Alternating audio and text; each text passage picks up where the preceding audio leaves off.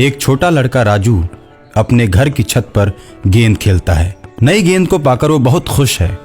गेंद को कभी इधर उछालता है तो कभी उधर उछालता है। गेंद अचानक छत पर से नीचे गिर जाती है। गेंद को पकड़ने के चक्कर में राजू भी छत से नीचे गिर जाता है और छत पर से गिरते ही राजू के मुंह से खून निकलने लगता है और वहां भीड़ इकट्ठा हो जाती है। एम्बुलेंस के आते आते राजू दम तोड़ देता है। उसकी आत्मा उस गेंद में प्रवेश कर जाती है। कुछ दिन के बाद गेंद अपने आप राजू के दोस्त दीपू के पास पहुंच जाती है।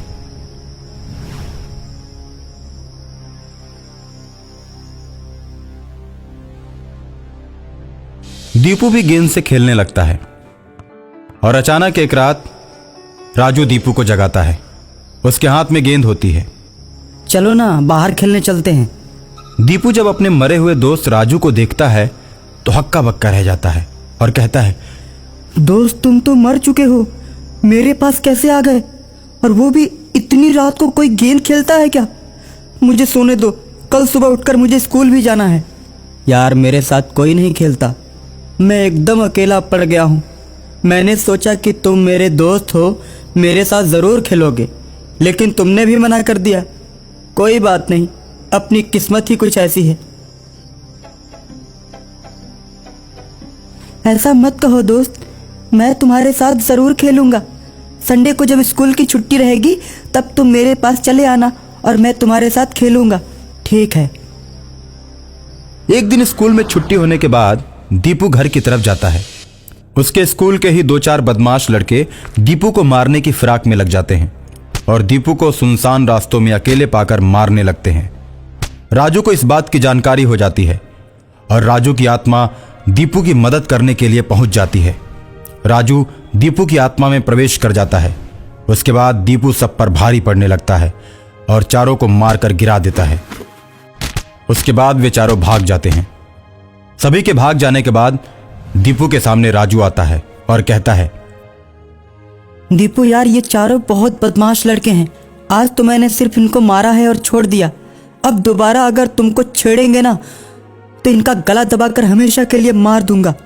तुम्हें कोई नुकसान पहुंचाता है तो मुझे अच्छा नहीं लगता। इसी तरह दोनों बातें करते हुए आगे बढ़ते हैं। कुछ देर में दीपू अपने घर आ जाता है और राजू की आत्मा गायब हो जाती है। अगले दिन फिर स्कूल में चारों लड़के मिलकर दीपू को खूब मारते हैं। दीपू अचेत हो जाता है। दीपू के पापा को जब इस बात की खबर होती है तो प्रधानाचार्य से शिकायत करके दीपू को हॉस्पिटल ले जाते हैं। डॉक्टर दीपू का इलाज करने लगता है। जब दीपू कमरे में अकेले होता है तो राजू आता है। यार तुम्हारी ये हालत देखकर मैं बहुत दुखी हूँ। तुम्हें जिसने मारा है ना उसे सजा जरूर मिलेगी, बस तुम ठीक हो जाओ। दोस्त राजू, उन लोगों ने मुझे बहुत मारा है, तुम ठीक हो जाओ दोस्त, उसके बाद मैं सबको देख लूंगा। उसके बाद दीपू धीरे धीरे ठीक होने लगता है और ठीक होने के बाद अपने मम्मी पापा के साथ घर आ जाता है। ए जी, अब तो दीपू को स्कूल भेजते हुए भी डर लगता है। स्कूल के लड़के बड़े बदमाश हैं। मैं तो कहती हूँ दीपू का एडमिशन किसी दूसरे स्कूल में करवा दीजिए। बड़ी मेहनत से मैंने उस स्कूल में दीपू का दाखिला करवाया है। वो शहर का सबसे नामी स्कूल है। अब तो उस स्कूल में जल्दी किसी बच्चे का एडमिशन भी नहीं होता। किसी के डर से आदमी पढ़ना छोड़ देगा। प्रधानाचार्य से मैंने शिकायत कर दी है कि अब दोबारा ऐसी घटना नहीं होगी। दीपू को स्कूल में कोई नहीं बोलेगा। टीचर इस बात पर ध्यान देंगे। तो फिर ठीक है, मैं आपका नाश्ता तैयार कर देती हूँ। आप दीपू को स्कूल तक छोड़ दीजिएगा, उसके बाद ही ऑफिस जाना और आते वक्त भी उसे अपने साथ ले आना। अकेला मत छोड़ना।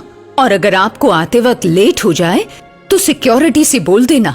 स्कूल की छुट्टी हो जाने के बाद वो दीपू को अपने साथ रखेंगे। ठीक है ठीक है। कुछ देर में नाश्ता तैयार हो जाता है और टिफिन लेकर दीपू और उसके पापा चल देते हैं। दीपू को स्कूल छोड़कर उसके पापा ऑफिस चले जाते हैं। दीपू जैसे ही स्कूल में बैठता है सभी लड़के उसे देखने लगते हैं। चारों शैतान लड़के प्रधानाचार्य के कहने के बाद भी नहीं सुधरते और स्कूल के बच्चों को मारते रहते हैं। एक दिन प्लेग्राउंड में दीपू के साथ चारों लड़के भी क्रिकेट खेलते हैं। चारों ग्राउंड में खेलते समय बाकी सभी लड़कों को तंग करते हैं और खेल खेल में बॉल से लड़कों को मारते हैं। राजू जब इस तरह की बात देखता है तो उसे बर्दाश्त नहीं होता। वो ग्राउंड में दीपू की आत्मा में प्रवेश करता है। दीपू बैटिंग करता है और उधर से बदमाश लड़के बॉलिंग करा रहे होते हैं। दीपू उनके बॉल पर बैट से करारा शॉट लगाता है। चारों में से एक शैतान बच्चे को जाकर बॉल लगती है और वो प्लेग्राउंड में गिर जाता है और उसके बाद वो चारों दीपू पर टूट पड़ते हैं। राजू की आत्मा के प्रवेश करने के चलते दीपू के शरीर में शक्ति आ जाती है और प्लेग्राउंड में ही दीपू बैट से चारों को मारते मारते उन्हें मौत के घाट उतार देता है। खेल देखने वाले सभी लोग आश्चर्य में पड़ जाते हैं। इस तरह दीपू के दुश्मनों से राजू बदला ले लेता है और अपने दोस्त की हमेशा मदद करता रहता है।